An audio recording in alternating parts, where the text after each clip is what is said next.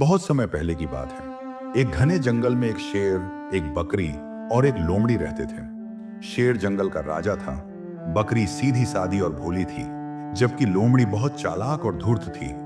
शेर और बकरी की दोस्ती एक बार जब शेर बीमार पड़ गया तो बकरी ने उसकी सेवा की।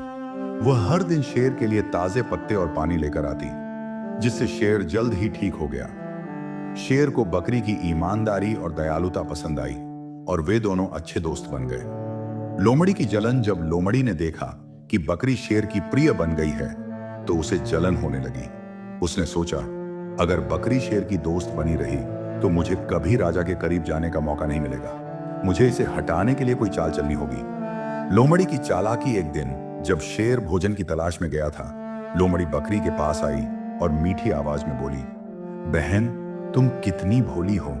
क्या तुम नहीं जानती कि शेर एक जंगली जानवर है? वह अभी तक ठीक से खाना नहीं खा पाया है और हो सकता है कि अगली बार तुम्हें ही खा जाए। बकरी घबरा गई, लेकिन उसे शेर पर भरोसा था।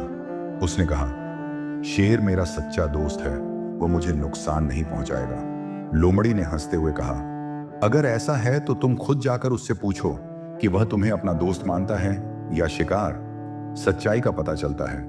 बकरी थोड़ी डरी हुई थी, लेकिन उसने हिम्मत करके शेर से जाकर पूछा, राजा जी, क्या आप सच में मेरे दोस्त हैं या मुझे खाने की सोच रहे हैं? शेर यह सुनकर हैरान रह गया और पूछा, तुम्हें यह किसने कहा? जब बकरी ने लोमड़ी का नाम लिया तो शेर को समझ आ गया कि लोमड़ी उसे धोखा देने की कोशिश कर रही है।